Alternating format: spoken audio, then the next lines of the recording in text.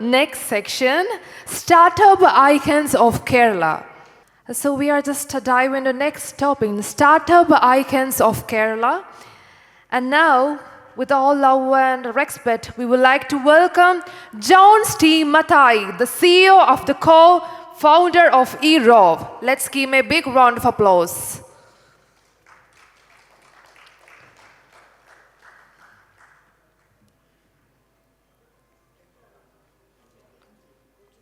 So we have Chansa here. Let's give them a warm applause. Yes, thank you, sir. And it's our immense pleasure to welcome Joseph Babu, the co-founder, director, and chief marketing officer, Raifi Technologies. Let's give them a big round of applause.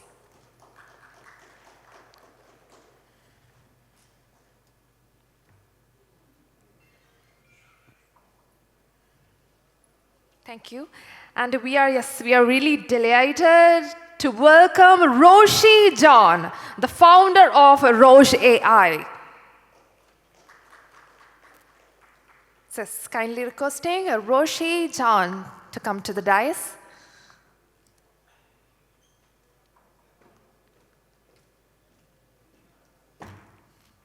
And now, ladies and gentlemen, we would love to call Sandesh Tandasheri, the founder, CEO of Navled. Please come to the dais. Kindly requesting everyone, please, one warm applause for Sandesh. Yes. And now, ladies and gentlemen, we would really love to call the moderator of this section, Ashok Kurian Panyikaran. Yes. Give me a big round of applause to the Senior Manager Startup Mission. Give me a big round of applause. And now our four-note section begins. Yes, thank you. Thank you so much. The India's first solar ferry is from Kerala. And thanks, Sandit, for making it happen. Thank you. Sandit, why don't you give a small introduction, like why you made that impact? Like, why do you really made that happen? Okay, why? Okay. So I'm at Navolt. What we do is we make solar electric boats for public transport tourism. The objective is to eliminate use of fuel. So decarbonizing marine transport is our objective. So our end goal is to transform the entire marine transport, from the small boats to large ships, to completely decarbonize, electrify them. This is the whole objective why we exist. Although we started with design as a primary objective to make efficient boats, over the course of the period, we found solar as one way to remove fuel itself. Maybe when we go to larger ships, we will then use another source of energy like hydrogen, etc. But the objective is to remove fuel. This is why we exist. Again, what made you motivated to pursue the journey? Okay. So I studied naval architecture, which means I only know certain things, ship design, ship construction. So I stuck to that area and try to figure out what at least we can do differently in that space in terms of boats and ships.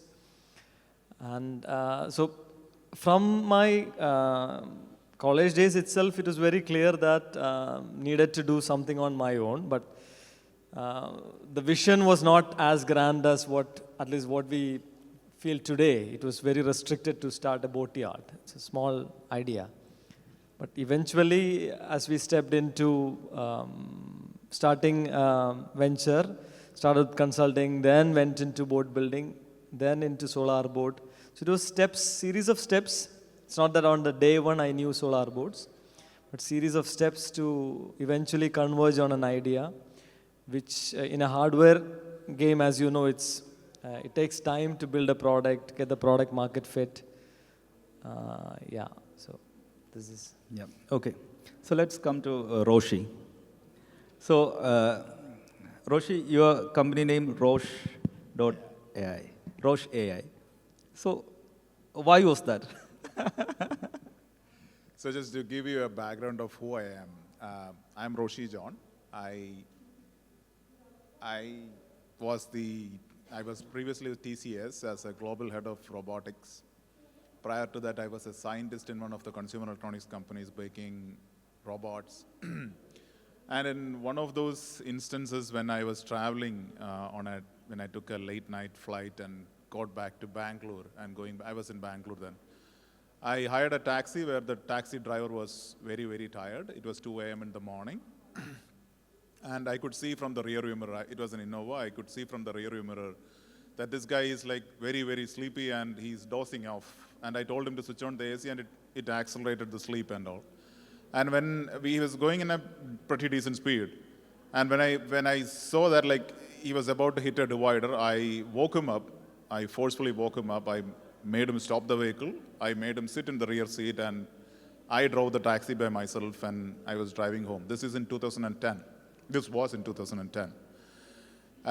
During that time, there is no concept of driverless cars or anything, like very, very unheard of. Nobody talks about it, especially some universities might be working on it. So when I was driving this taxi from this airport to my home, I was thinking, this guy was sleeping. This guy took up this drive because he can earn around 200 rupees that night as a bata or whatever you called. And then, if that vehicle, there was an accident happened that time when I was there. I have insurance. I was traveling on an international trip, and I'll definitely have insurance. I won't be that, because I was in the rear seat, I had my seatbelts on. This guy was not even wearing a seatbelt. In 2010, there was no legislation which says the seatbelts needs to be there. The only thing, the vehicle would, sound an alarm. So he just buckled it behind the seat so that the vehicle wouldn't sound an alarm. So it was a fatal accident, so he would have to spend a few days in the hospital and all. So that made me think about long term, like how would India needs a driverless system when you have shortage of even resources. So this was in my mind throughout the years. I've been working with creating different types of products with prototypes with different types of cars, creating driverless vehicles from 2010 onwards. In 2021, when after the COVID delay, I figured out that there is a huge market out there, which is into seaports, mining and all, where there is a huge resource requirement. So what I'm building is it's a system which you have to trust the AI. So I don't know, people have noticed, I think that we have a priest over here. So I was just talking to him. So in Bible, there's a saying that, or in Hebrew, Rosh means leader. And we have particularly made that AI in blue, which means blue signifies, trust. So we are aspiring to become a trustful leader in AI, specifically in self-driving. And though it rhymes with my name, the actual... Yeah, that's the until actual now. reason. So this story, until now, we don't know. But as Joseph mentioned, the other one should be the main reason. But it's a pretty good name, actually. So again, I have seen a lot of your videos training the vehicle with multiple autos in and around you. So how do you actually it's a community movement kind of thing, like everyone come together? It's quite funny, So it's a good thing and a bad thing, though. I don't know if I could share it here. So I started it in Hyderabad, though it was a Kerala startup mission registered startup. Then we got the support from Kerala Police, from Infoparks Limited, and also the government that, they invited me to come back to Kochi to drive this. And I also was given some beautiful test tracks, which are basically roads inside Infoparks Limited. And anyway, since we are developing a driverless car, a set of driverless cars, what we need to do is the fundamental thing is to train the AI. To give it it is when you drive in India and when compared to the rest of the world or probably the Western world, what you actually see is day to day we practice it. It's called defensive driving. You don't know who is going to jump next. You don't know whether it's a cattle or a person or an auto rickshaw to turn around. So what we do is we are creating the data, the foundational AI models, which is basically driving in through all these chaos. So one of those things what we do is like we hire, like some days we hire 25 auto rickshaws for 5 hours or a full day. And then we start creating the data corpus. So he's referring, I don't know how many of you have seen this. I do have an Instagram channel for the company where we publish all these videos of how we do the training, how we do the actual AI development, which makes a car drive by itself. So that is what we specifically do. So we post like we train the AI with all the foundational issues which you find in India. It could be a cattle. So we do have a whole series of video. You have seen only a little bit of it. Like we have published only a very little bit of it. So what we do is like we tell these auto rickshaw drivers to ride it the way they want. We are not telling them to rule or go as the rule or anything. So we get all this information. We have all the sensors which can actually capture this information, and then we have an annotation team. I also saw an annotation partner in one of our annotation partners in the gathering here. So we annotate. We teach the AI like how these things would work, which is not available in the Western data sets or anything. So what we do is like we train the system. We make the people drive the way they want on controlled environments, and thereby we are making the system much more smarter, so that the foundation models will be much more smarter than Waymo or Teslas would do. But that's actually a moonshot what I'm talking about. But this is what fundamentally we are building. So that's what the videos are about. We have water sprinklers which we sprinkle water on it specifically to test a scenario where what happens when it rains during a sunny day. I don't know how many of you Malayalam, നമ്മൾ പണ്ട് മലയാളത്തിൽ പറയും കുറുക്കൻ്റെ കല്യാണം എന്ന് പറയും, വെയിലും മഴയും കൂടെ ഒരുമിച്ച് വന്നു കഴിഞ്ഞാൽ. ഞങ്ങളെ സംബന്ധിച്ചുള്ള അതൊരു ഡാറ്റ സെറ്റാണ്. How to handle these sprinkled water, and it scatters all these laser sensors and messes up the whole thing. So we have created the complete scenario. I could have shown the video of it. So that's how we do it. So basically we are creating the data set and teaching the AI to be much more smarter. Okay, very interesting. So now we have the rock star, you only. So Joseph, so when we speak about AI and the trends coming up, I have seen this man, this person, his company grown along with the trends, always be on the top. So Joseph, how you maintained it? So how was it done? Like, yeah. I think Again, the story of Reafy right from the beginning, to be a trendsetter in whatever you do, engaging your employees. So how you made this? okay, I think Ashok is being very generous about this. But I can say this, we started Reafy in 2013, almost 12 years back. Like we have completed a solar cycle, I would say. So when we started back in 2012, 6 of us who were friends from school and college. So you know what happens with those kind of kids at that age. നമുക്കന്ന് ഈ ഒരു വിഷനായിരുന്നു, നമുക്ക് എന്തെങ്കിലും ഒരുമിച്ച് ചെയ്യണം. So that is one thing, that very genuine thing that was there back then. The second thing was, back in college we built a technology which is foundationally an AI technology. വേറെ ആർക്കും ആ conviction ഇല്ലെങ്കിലും നമുക്കിത് ലോകം മാറ്റിമറിക്കുന്ന ഒരു technology ആയിരിക്കും എന്നൊരു തോന്നൽ അന്നുണ്ടായിരുന്നു. Okay, so that's when we started to patent the technology back then. Then we came to know that Google, Apple have similar technologies, but ours is something unique. So ഇതൊക്കെ അന്ന് വലിയ മൊറാൽ ബൂസ്റ്റർ ആയിരുന്നു. So ഇങ്ങനത്തെ ഒരു technology കയ്യിലുള്ളപ്പോൾ we should not think anything small. I mean, at least among us that was the thought process. So we had different ways to think about it. ഒന്നല്ലെങ്കിൽ നമുക്ക്, I still remember this conversation with one of our founders, John. ഒന്നല്ലെങ്കിൽ we can create some products which is used by people across the world, or we can create some technology or services giving it to bigger companies, so that is another way of reaching to the world. Basically product or service. So we decided to make product without knowing anything about product building or anything, because we were fresh from the college. So 2 assets was there. One is friends ചേർന്ന് എന്തെങ്കിലും start ചെയ്യണം. The second thing, the core motivation was, we have a technology which is very transformative. We have to do something big about with this. So അങ്ങനെയാണ് നമ്മൾ mobile apps build ചെയ്ത് തുടങ്ങുന്നത്. So we have a suite of mobile apps now used by 100 million users across the globe. So our first breakthrough was Google identifying us. One of our products was scaling back then. It is called Cookbook Recipes back then. So it was showcased by Google for the Google I/O event back in 2015 along with WhatsApp. That was our big moment in the entrepreneurial journey, the first moment. So again, ഇവിടെ നമ്മൾ showcase ആയെങ്കിൽ and it was one of the first Indian companies to do that along with Flipkart back then. So our story was more like from Kochi, if we could showcase our product on, because that was the biggest stage that we could think of at that point of time.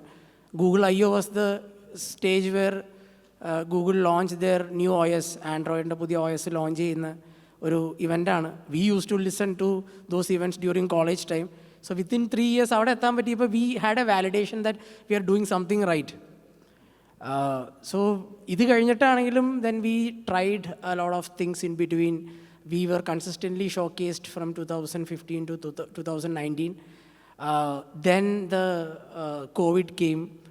In 2018 the flood came. So ഈ രണ്ട് സിറ്റുവേഷനിലും we were very, these things are very genuine inspirations. 2018 flood timeലാണ് we built a software which have used for the Chengannur rescue mission and saved 36,000 lives. And during COVID time, we created an ambulance network which was used to move the COVID patients, which is now listed in the UN Digital Goods Public List. So these two are very close to heart innovations for me. If you ask me, what are the things that we have done in the journey from the Reafy side, and why this is I think the foundational thing is always there. Even if a small thing that we are doing, we have to do it well, or we always try to keep it a benchmark of world's best. So this is a very core culture that we have. So right now what we are doing is, we are again, like you said, we are riding another wave of the generative AI. So this, we think that apna time aayega, അതിൽ നമ്മുടെ സമയം ഇപ്പോഴാണ് എന്നാണ് നമ്മൾ ചിന്തിക്കുന്നത്. Because we had a AI technology പക്ഷേ back then may be റോഷ് would be knowing it better.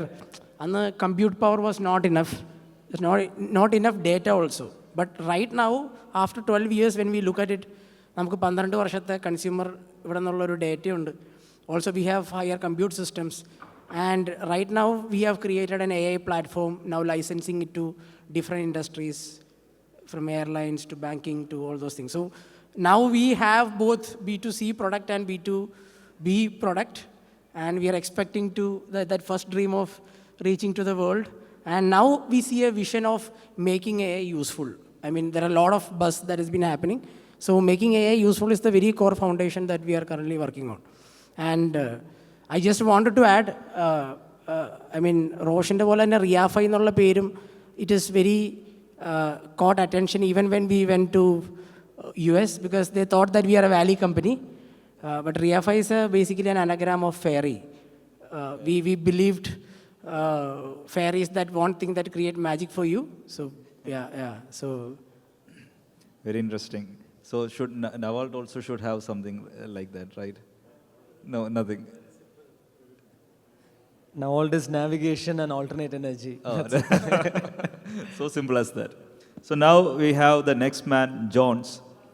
So everyone have seen drones flying in and around. So Jones only made as thing like drones can also go under the water. So Jones, could you please explain much more on what all things you have done, your journey?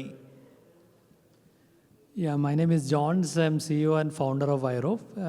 We are a marine robotics company. As Ashok said, we are into underwater drones. Having said that, we have now launched multiple other products, basically into the unmanned category of products, which is unmanned surface vehicles.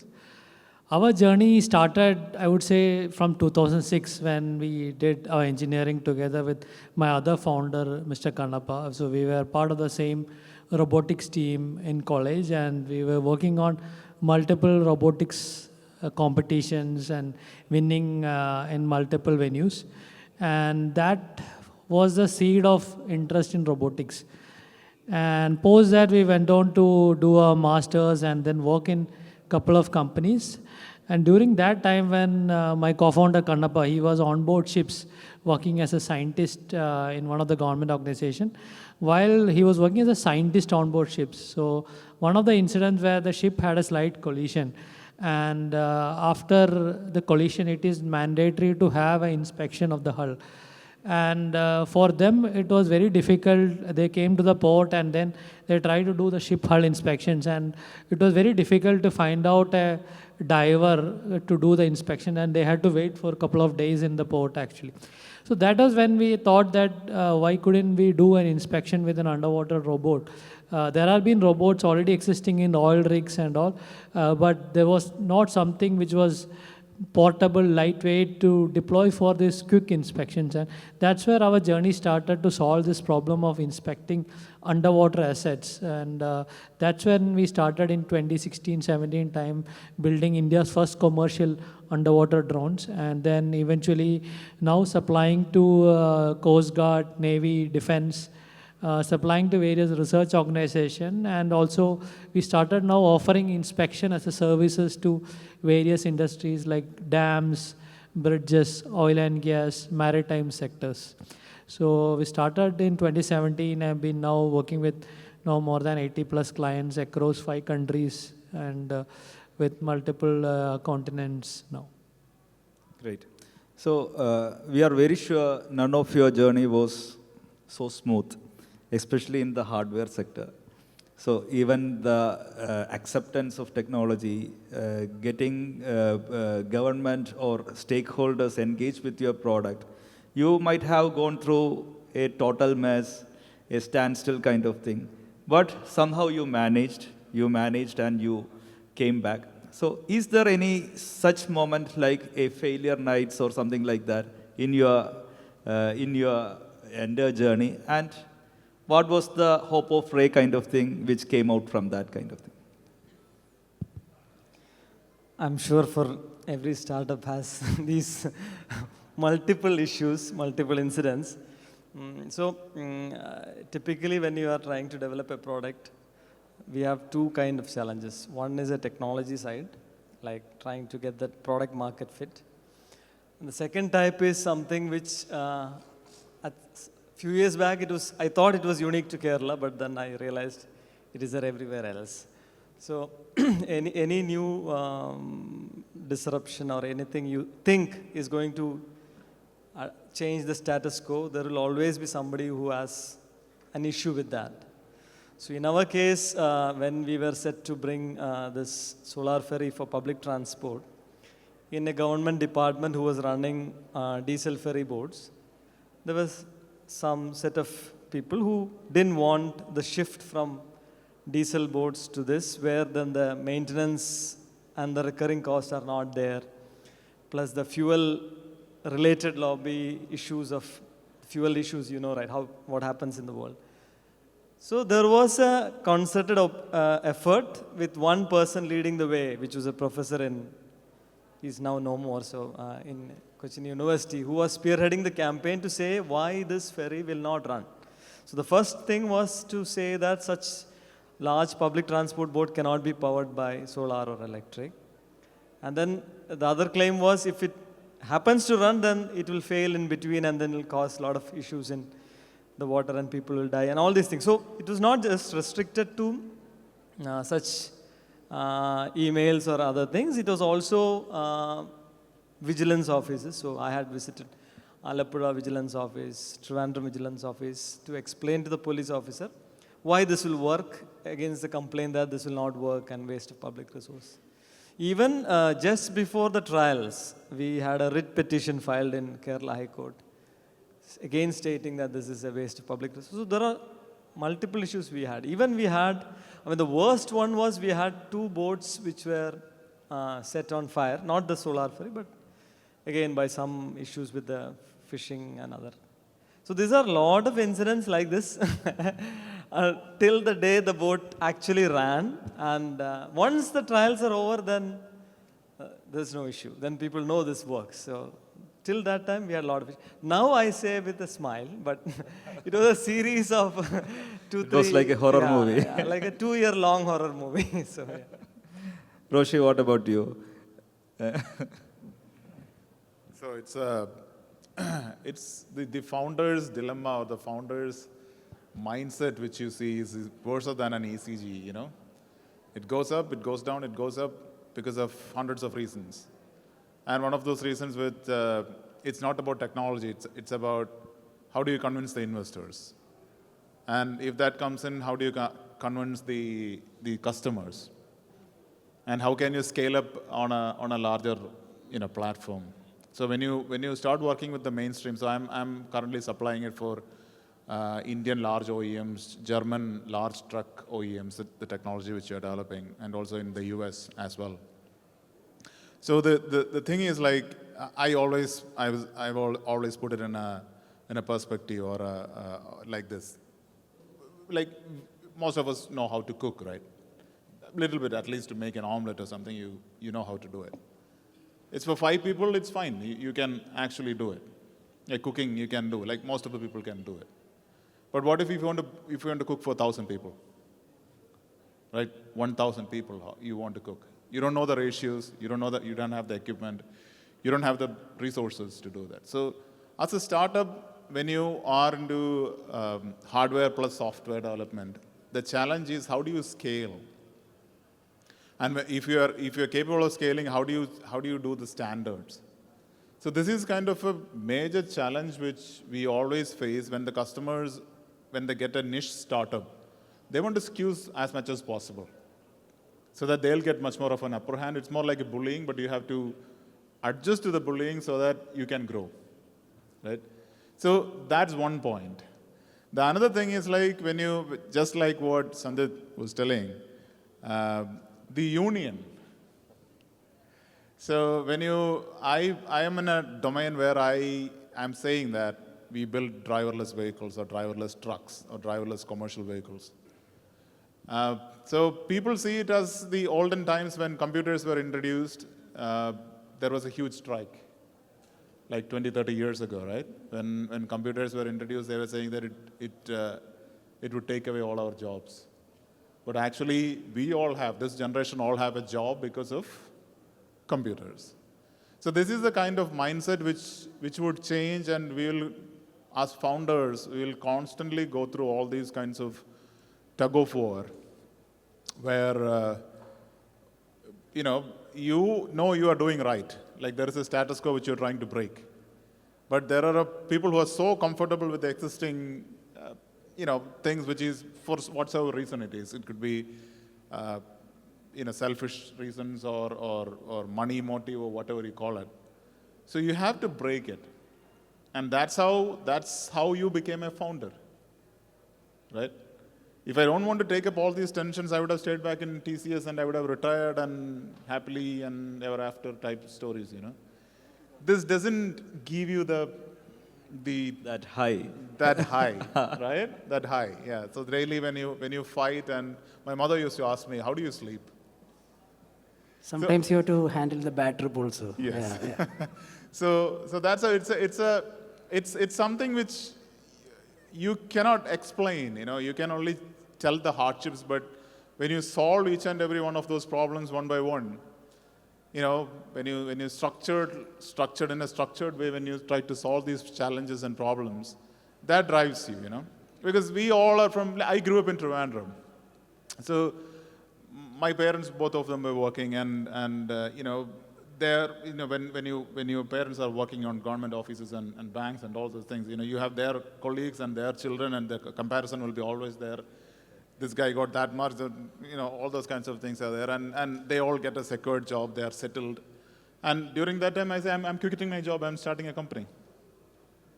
So that is one of the major, challenges. And I remember when Sandit came to see me, I don't know if you remember, when he came to TCS, you were starting the company back in 2015, that time, right? So this is, the whole thing is a barrier, it's not about business or anything. Convincing our own family, our parents itself is a big challenge when you're from Kerala. That's the biggest barrier. It's from Kerala, because you're from Kerala, right? So that's the whole thing. So you have to work it out. Nobody is there. Nobody would come magically to help you, save you, or anything. You will have to figure it out. And that courage helps you to have steel spine. Sometimes you will have to cry. Sometimes in private you will have to cry. It happens. I'm sure that you'd have done that, right? That's a Part true of it. statement, yeah. So, Joseph, what about you? Anything happened out from the product launch, or something made you not sleep, something like that? Okay. I think even though there are, we could easily relate with whatever Sandit and Roshan was just sharing. But on a software side, what I can see is how I see those challenges when it was happening and how we see it now is entirely a different story, okay? Because we at heart, 6 of us are engineers, so our core mantra, what we learned from the beginning was do it and learn it. The other ways of, maybe you can get some insights from someone who have already done it, but most of our work was something new, where we have to do it and know it. So failure is a very reasonable outcome of that effort. You have to accept it. The chances of something work would be maybe 5% or even less than that. So when you're into something, or I think most of you know that when you try to do something innovative, which is a new method or new way of doing it, of course there is a very high chance of failing in that. So in that perspective, I think the biggest challenges, I think I can list 3 while they were talking. I was trying to recollect also what were those challenges. So one thing I could see, most of the challenges happened right after like he said, a high spot. The first high spot for us was even before Kerala Startup Mission, there was Kerala Startup Village. So we were started from that time. So we were one of those startups who were making money from the beginning. So we were sharing it with other founders, maybe with the stakeholders who are running it. So you know that in Kerala, if there is a small business that makes money and people know about it, people start to do the same. There is one small shop in blue color, Saint Laban or something like that. Yeah, it is there. If you are in and around Kochi, there is a shop near to that Seaport Airport Road. There is a huge rush. Now I can see 3 or 4 similar kind of shops around Info Park and other things. So you call it in the market as competition, right? So during that time, we could see a lot of startups during that time doing exactly what we are doing, which was a challenge at that time. Because our growth journey have just started. It was something new for us. The second challenge that happened was right after the high, which I talked about. Reafy became the first company from India to be showcased on Google I/O. And there, 95% of the companies were from US, the other were from Japan, and maybe there was a Your Story and Flipkart and Reafy. I think 3 of those companies that we could meet. So very small percentage of Indian company. It is in 2015. So what happened was, at that time, most of our revenue were coming from ads, and our users were in US, so we are getting more ad revenue. If anyone have tinkered with ad as your model, US-based ads has got more returns. Okay. So right after this event, we felt bad that no one knows that we are from India or from Kochi. Our company sounds like not like a very Indian company. So we tried to make a lot of Indian food recipes and Indian content in our apps, which we thought that we would be popular in US and also we would be popular in India. But what happened was our user base shifted to India. Our revenue started to dropping down. Just a thought. And we took actions on that. We got a lot of users, but our revenue started dropping, and then we shifted our whole revenue plan from ad-based model to IAPs, which is in-app purchases that you do while you play games and other things. So this is another challenge that I can think of. Very recent one is shifting from B2C to B2B, going to enterprise clients. I think we got our first client as one of the biggest banks in Kerala. They were, very forefront to innovation thanks to Federal Bank. They were our first B2B client.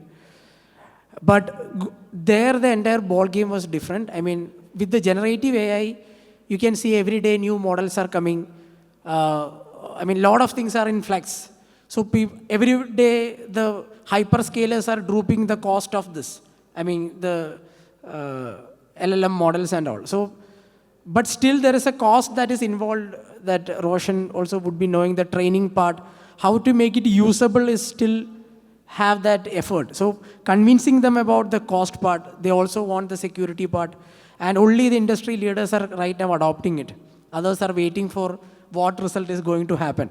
So there are also another set of challenges, but what I'm trying to say is we are really enjoying it, these challenges. After a point of time in a startup journey, you understand that this is the nature of this. If you are not ready for an adventure, never start a venture.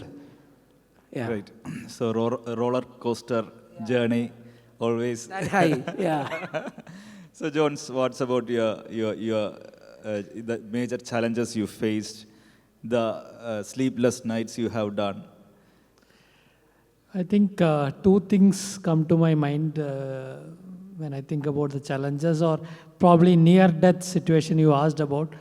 As a hardware company, one of our major resource requirement is capital. And when we started in 2016-17, it was very hard to find funds to develop the product, which I would say luckily Kerala Startup Mission, Mega Village, and at that time BPCL was able to help us support in those very timely situations where we would have run out of funds. And then unlike software startups, it is very difficult for us to generate revenue and run the company because it requires a lot of capital to do the R&D and then reach a stage at which the revenue will help us run the show actually.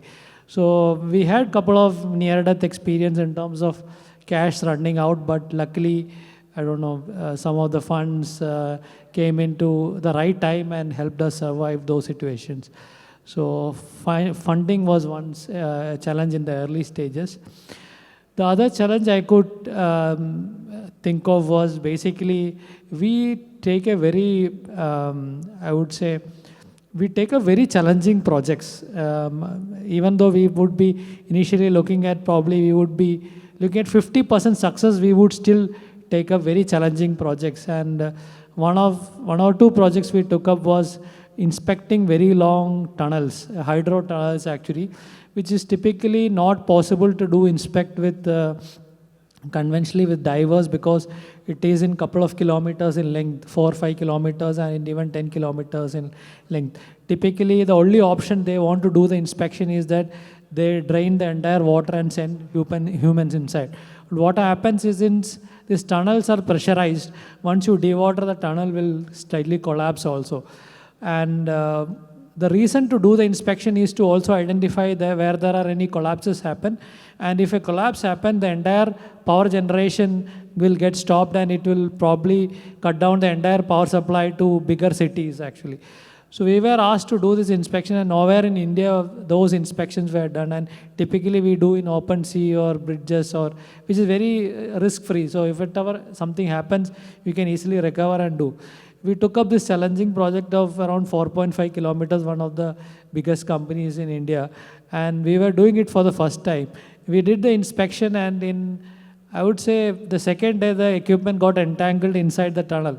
And once it gets entangled, there is no chance to get it recovered because you cannot send a human inside actually. So we had, and also we were running out of funds. If this project isn't successful and then the money doesn't come, we will again have to shut the shop. And we did a lot of things to survive, to get the equipment, but nothing worked out. But at the last minute, we developed another system at the site itself and then deployed it, and using that equipment, then recovered the equipment actually. So nobody came to help the equipment retrieve. We built a makeshift system at that site itself and recovered system, which helped us complete the project, and we got the money from the client. It was a large project contributing to around maybe 30-40% of that year's revenue actually. So we had all these technical challenges during our time. So that's the founder's mindset, I should say. whatever comes, there will be a solution for that. So this would be the last question. So everyone is working on new technologies. The one thing I would like to know about the talent, and the final thing, what the state mission or the government should do to improve or accelerate the growth of the startups. Let's start with Jones. So what's the government should do, and what are the other? Yeah, how was the talent availability, or is there a lot of attrition kind of thing? So yeah. Yeah. What in the last 7-8 years, what I've seen is that there is a pros and cons being in Kerala. One is that definitely the attrition level is very less compared to a tier 1 city like Mumbai or Bangalore or even Delhi. But having said that, the availability of talent pool is less because generally people from Kerala or even Tamil Nadu or nearby states would preferably come to work in Kerala. So the availability of the entire talent pool probably would be much less compared to the other one. Having said that, we had some people from Pune coming to Kochi and working with us actually still there. So it's not that it is impossible, but then we will have to create that environment for them also. So I think attrition level is very less, but probably the availability of talent pool is less. And then we should also be able to increase the skill level also of the students coming out through more of internships and program.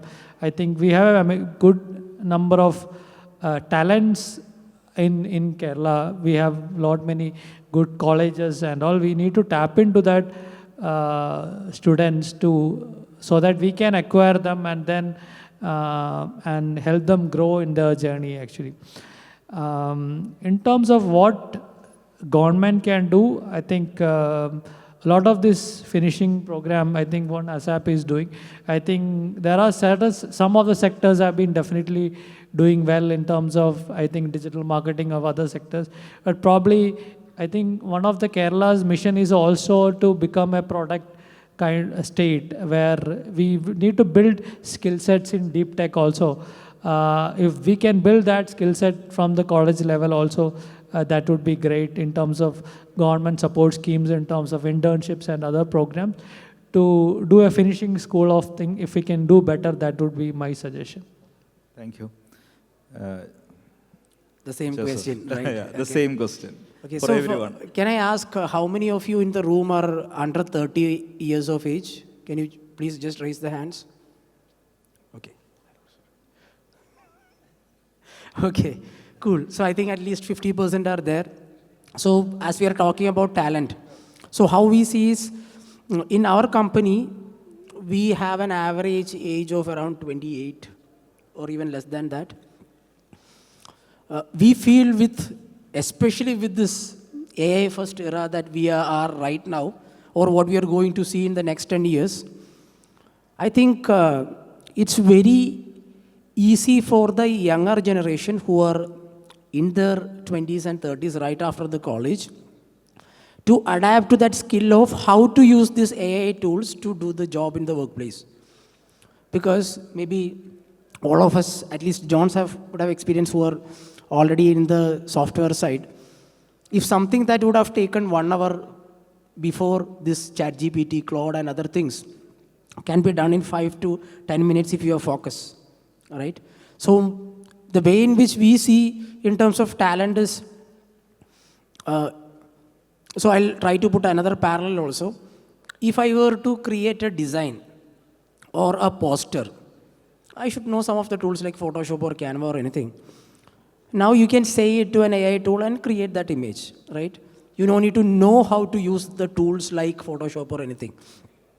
So we are going to a world, especially on a entrepreneur side, there are 2 set of people who are creators and marketers. If you want to create, you can create because you have a lot of intelligence that is readily available. If you have the clarity of saying it, you can create an output as a text in the form of reports, strategic documents, plans, everything, emails, whatever that is, or even, say, videos, images, any sort of thing can be created using AI. So it's that gap of knowing a tool is becoming less significant. So in terms of talent, I see the AI first generation who are started to using AI tools would be have എന്താണ് പറയുക കൂടുതൽ തഴക്കം ഉണ്ടാവുമെന്ന് പറയില്ലേ ടൂൾസിനുമായിട്ട്. So that would be there and they would be taking a big advantage of what is going to come. The others, what is the bright side is we already know how to code and other things. You also can use that. But from a talent perspective, what I can see is now you need to mark the value of you as a resource in a company. Either you should know how to build it or sell it. Rest of the gaps is going to be very narrow. But it doesn't mean that there won't be other roles in the companies. Like definitely there will be other roles. The cyber security becomes a bigger thing in the coming. There will be certain roles on that side also. But what I can see is in terms of a talent, if you know how to use the AI tools, that is the biggest skill that you can possess to get hired. And that is the talent, at least from our company's perspective, that we are looking for. So get familiarized, because if they have a natural tendency of, doing smart, without putting much effort. And that is what is going to happen. On the other side, from the government perspective, we have been a benefactor of a lot of things from the government side. So having said that, I think the perspective is more of how we should equip on the next 10 years. So there, I think what I have observed is there are a lot of startups is being encouraged by Kerala Startup Mission and the government side. So to a point up to scale, we know how to do. From the point to scale, we are still learning how to do it. So, and Kerala is not, we have a unique advantages. We should use that. We might not be able to replicate what Bangalore or, we don't have that much area. And the rule of the land is also a thing. So we should find other ways. Definitely there would be ways in which hardware startups can thrive, but from a software point of view, build in Kerala, sell it to the world. That is now possible. On the other side also, if you are a 5-member company or a 50-member company, still you can be a unicorn, which was not the case before Gen AI. So I am eyeing on these factors. And we want to continue to be in Kerala like we did it in the past 12 years, because we have seen companies, because of the necessary reasons, they migrate once they plan to scale. But now we can have a 10-member or a 50-member company and still make it into a unicorn. So I am very excited about what is going to unfold. Yeah. Okay, great. Roshi, what about you? Yeah, so prior to starting this, I was with TCS, and in Kochi itself, I built, this was like 8 to 10 years ago, I built a 400-member AI-focused team right in Kochi itself. So even with Roche AI, most of my team is from all around India and around the world as well. They are okay to come to Kochi because the work is challenging, right? I most of the time hire from IITs. We do campus selection drives in IITs itself. I have most of my deep tech algorithm development team from IIT Kharagpur, IIT Mumbai, IIT Madras. So they don't have any challenge relocating to Kochi.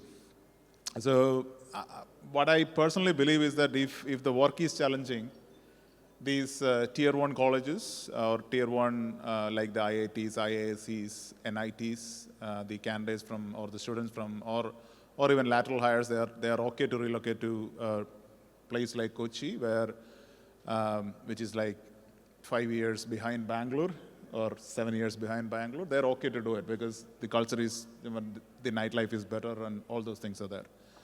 So they ask about the nightlife because it's not about being a software engineer, working on deep tech doesn't mean that they have to work for 24 hours. Like they need to have some time for themselves. They have to go out and they have to explore the place. So one of those things these guys who came from North India told me that my office is in Kakinad. We have around 160 tourist spots which is around 60 kilometers around Kakanad, it seems. Seriously. So this is the number he gave me. So like, I don't see it as a challenge, Yeah, we didn't know we that, don't know yeah. that. That's the point. So these guys go for kayaking or trekking. It's a unique thing. Since we are all from Kerala, we haven't noticed it. You can go to the mountains in the morning, and by afternoon you can reach the beach. Which when I thought about this when I was visiting Chile for an event. They were telling that if you go 200 kilometers that side, you can be at the Alps, at the mountains, and if you come 200 kilometers this side, I said we can do it in like 120 kilometers over there, So they were talking about I can eat fish in the morning and I can climb up the mountain, it seems. So I can also do that because I'm in Kerala, right? That's one thing. There's an old saying in Malayalam that നെല്ല് പത്തായത്തിലുണ്ടെങ്കിൽ എലി പുല്ലൊരുന്നും വരും അങ്ങനെയാണെന്ന് തോന്നുന്നു. So I believe in that fact because if your work is like really strong, if the problem is challenging, and whenever we take people from IITs and all those things, the only request which they're having is please don't keep us idle. Right? Please don't keep us idle. There was an old time when I used to hire an apartment or rent an apartment and then put people over there and they work over there. The only time when I get to see them is I have to cut the internet. Then they come out. Internet work aliya. So that's what they will come and ask. So that's point number one. Point number two, about the government. So I think you would be the right person to say this, Ashok.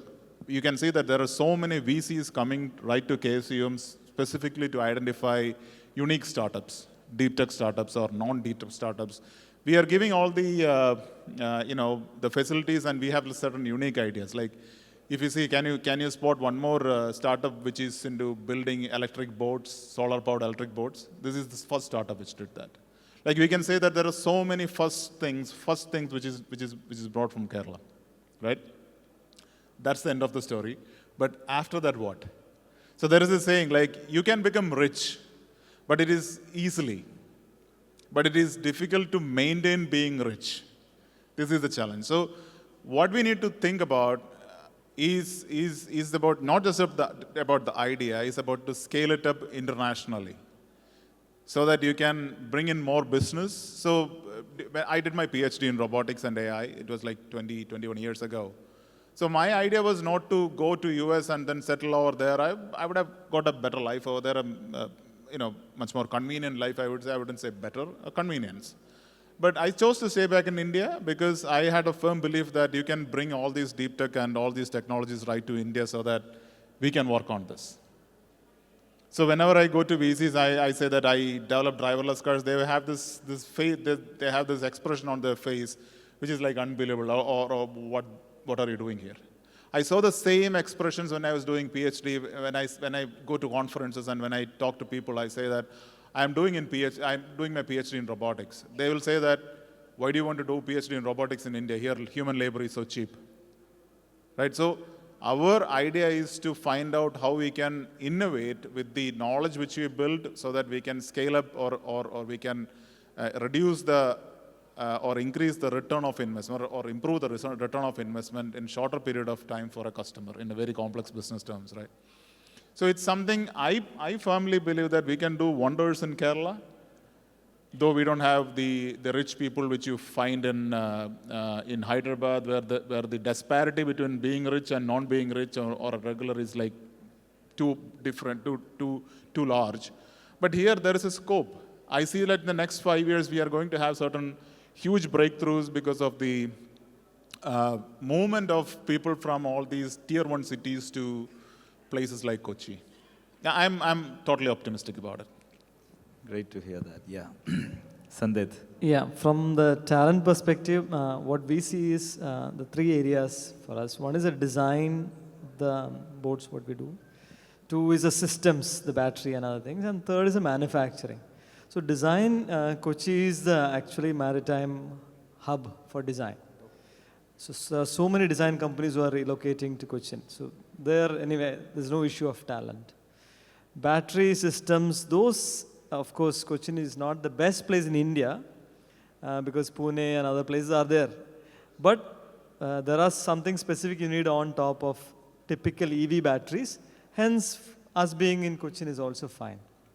Manufacturing, if you are doing a very low-tech manufacturing, Kerala is not the place. But if you are doing slightly, some more tech is there, some skill is higher skill is there, this is the best place. Because we have done both manufacturing in UP, in Maharashtra, we have found it so difficult to execute certain projects because of availability of skilled labor. Kerala is far better in that when you need that high skill labor. This is at least my observation in these three areas. With regards to what government can do and what they are doing very well, doing very well for the startups in early stage until you reach that about 15, 20 crore turnover. Kerala, that's the reason why KSUM also win awards all the year. Once you go beyond that 20 crore, many of these, the working capital issue, what John's mentioned, this starts hitting you. And the banks, since they always see the past, so having a big order book, you cannot execute.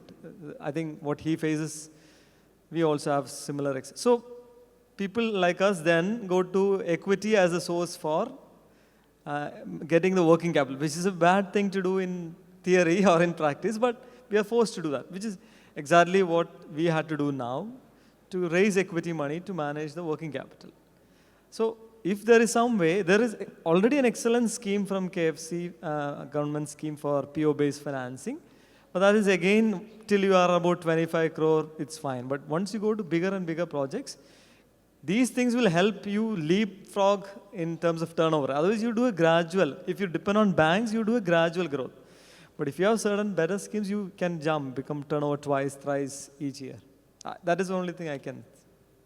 Okay, thanks, Sandit. So that was an amazing discussion, is what we believe. So can we have one question or something like that, considering the time constraints? Any questions, please? Hi, I'm Deepthi. I'm an engineering student. So being an engineering student, many of us have heard the term get a safe job.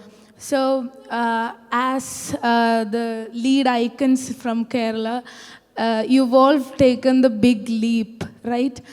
So when do you think is the right time for us to stop being an employee and start thinking like a founder? When do you think that we should really think like that? And you stop asking that question. You already have that answer, then you don't. Right now you are in doing the engineering, right? Okay. I think the answer is something that she has to find out when she has to start it. But some pointers, here if you see this panel, some of them have worked in some organization, then started the company.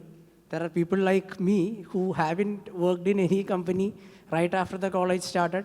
There are a lot of examples you can see started from the college itself.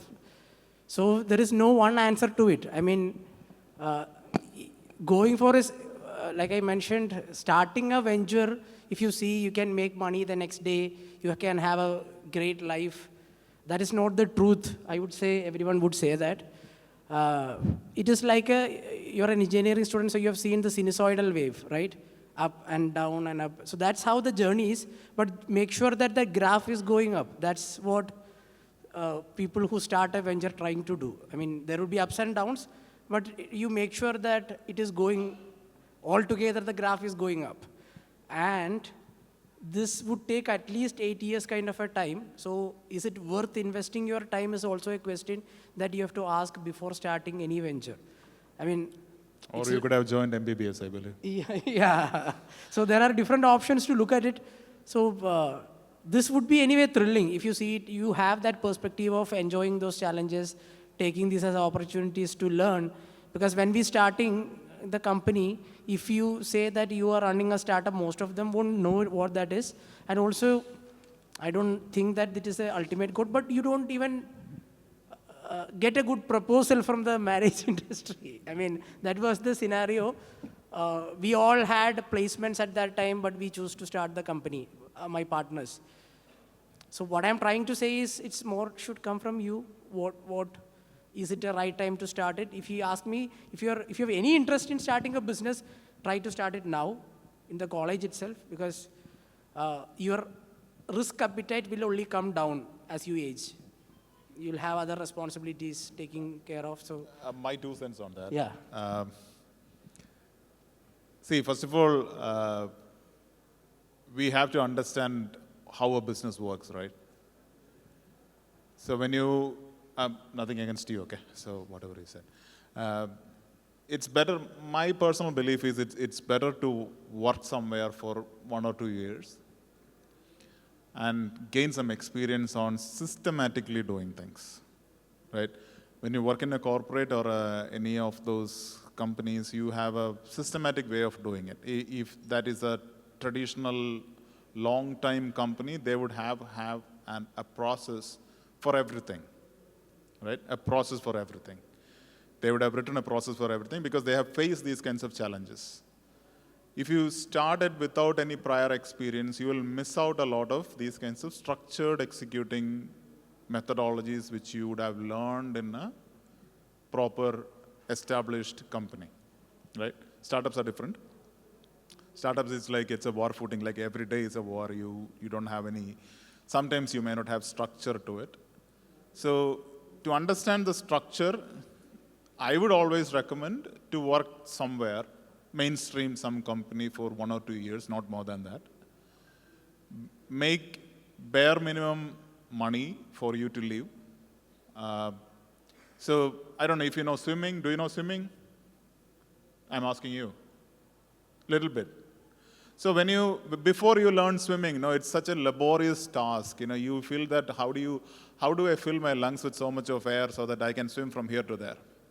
Once when you start swimming, you will know that you don't need that much air. You need only a little bit of air for you to swim from. It's much more easier than walking if you are really good at swimming. I felt it more like that. Before starting the startup, it was like I was thinking about the whole expenses which would come, and I don't have that much of savings to run the expenses and all. But actually, no, you don't need that much money. You need only a little bit of money to start. You have to come out with an idea which is strong enough so that you can convince a VC or somebody who is planning to invest in this one. Never ever put your own money onto this. You have an idea, you show us MVP, a minimum viable product. You'll get a feedback from a lot of people, and then you start. So to do that, to get that structured feeling of doing things, you have to. This is not Silicon Valley. This is India. India people have to see the revenue for them to invest in your idea. In Silicon Valley, you say that you come out with a kick-ass idea and they will say that, okay, I'll pour money onto it. It doesn't work here. Here you will have to show that this is working. And nobody knows, even the VCs who are coming and visiting you don't have any clue, even though they show that they know everything. They have no clue. If you are capable of simplifying, telling the idea in a very simple term, this is how I'm going to make money. This is the business model. This is the unit economics. You understand the word unit economics. What are you selling? What is the margin? What is your idea? Where it is scalable. If you're able to come out with these small factors, first to get a job and understand how business works, and then get into it. Instead of understanding how a business works, instead of if you just jump into a business, you don't know, you'll drown. Otherwise, on the other side, if you learn from all, because you feel like here, if you see that there are so many people who have started business, who succeeded, somebody who have failed, you learn from the people who failed, why they failed. And there are zillions of books out there which says all these things. It is not about you wake up today morning and you feel that, okay, I'll become an entrepreneur today. It's not like that. Like Sanjay said in the beginning of this session, that at some point in time you have that call, you have that calling, right? Which makes you feel that I shouldn't be doing this. I should be an entrepreneur. I should be giving jobs or making people, or giving employment to people. It's a different perspective. It takes time.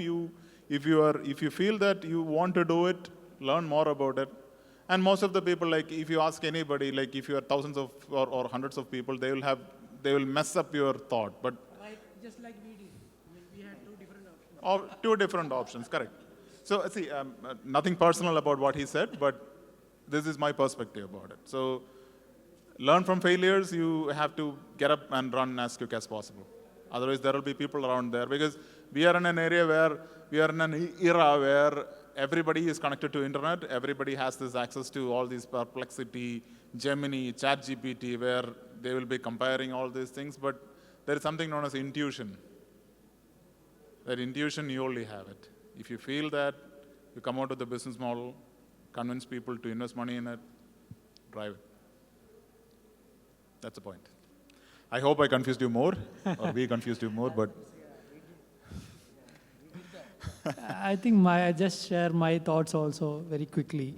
So it also depends on what kind of industry or business you are trying to build. Let's say if you're trying to build very sophisticated, high-tech, very, with particularly some industries like probably Sandesh is working in maritime sector, Roshi is working on very high-tech. So when you work on those sector, it always helps to have the right connections, network, and the ability to manage and run the business. But let's say Riafe or Joseph built is a consumer end product. It's kind of understanding the pulse of the customers and building. And I think it's a different skill sets and how you want to build. So if you are trying to build something very like Facebook or something which was built from the college dorms, I think it would be better to build from the college itself. And if you're trying to build something very complicated or very industry driven, which is more to B2B and all, it would have always be beneficial to start having some experience. And that's what I could think of. But if I go back to my college and ask the same question, I would definitely attempt something to do which gives me an experience of building a company, which same as Joseph said, to give the experience of what are the challenges of building the company. But eventually, having said that, it's always a choice for you to whether work or start a company depending on what kind of business you want to build actually. Yeah, okay. So I guess she's little confused, but you will definitely figure it out. Early stage, if you are looking on tech, just build something. You will have that experience also. Use that to get hired by someone with better salary, and then come back and jump into the startup story. So now the entire cycle covered. improve your communication skills. That's the only thing which I would say. To improve your communication skills, to articulate the idea to a lot of people. See, even if you have ChatGPTs or whatever you call, whatever people are asking, or the AI guys are telling you, can you simplify the idea which you have? Can you say it simple? Can you make the language simple so that you'll be able to explain to somebody that what exactly you want to do? That helps. Okay. So thank you. Thank you for hearing us also.